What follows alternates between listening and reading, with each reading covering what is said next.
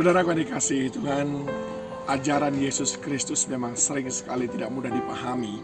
Matius 5 ayat 43, 44, 45 menjelaskan kepada kita, kamu telah mendengar firman, kasihilah sesamamu manusia dan bencilah musuhmu. Tetapi aku berkata kepadamu, kasihilah musuhmu dan berdoalah bagi mereka yang menganiaya kamu. Karena dengan demikian kamu menjadi anak-anak Bapamu yang di sorga, yang menerbitkan matahari bagi orang yang jahat dan orang yang baik, dan menurunkan hujan bagi orang yang benar dan orang yang tidak benar. Saudaraku, mengasihi musuh bukanlah hal yang mudah. Namun, hal ini sudah pernah dilakukan oleh Daud ketika Saul mengejar dia ke En-Gedi. Dan saudara tahu, Saul betul-betul membuat hidup Daud menderita luar biasa. Sewajarnya sebetulnya kalau Saul umpamanya dihabisi oleh Daud ketika Daud memiliki kesempatan pada waktu itu. Tetapi apa yang dia lakukan? Dia tidak mengapa-apakan Saul. Dia menderita memang, dia susah dibuat oleh Saul, tapi Daud hanya memotong ujung jubahnya saja. Dan itu sudah cukup bagi dia. Bahkan hanya untuk memotong ujung jubahnya saja, rasa-rasanya begitu gemetar hati Daud. Ini diceritakan dalam 1 Samuel 24.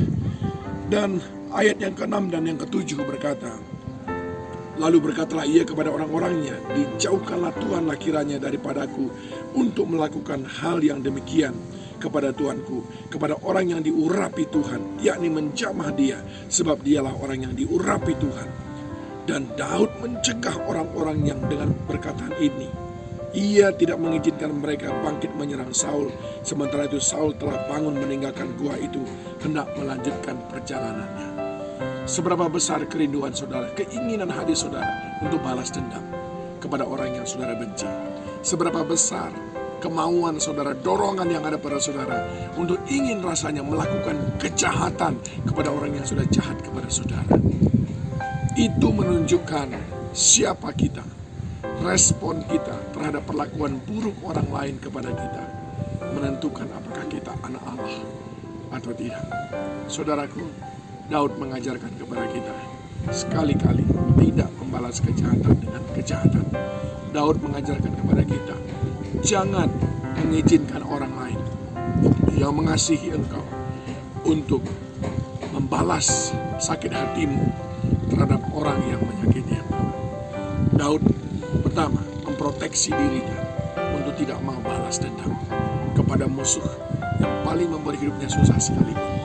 Kedua, Daud mencegah orang-orang yang di sekelilingnya yang mengasihi dia untuk balas dendam kepada orang yang sudah membuat hidup Daud sengsara.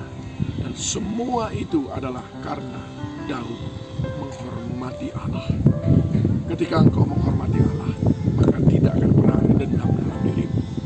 Ketika engkau menghormati Tuhan, maka tidak akan pernah ada rasa ingin membalas dengan kejahatan orang yang sudah jahat kepada Tuhan Yesus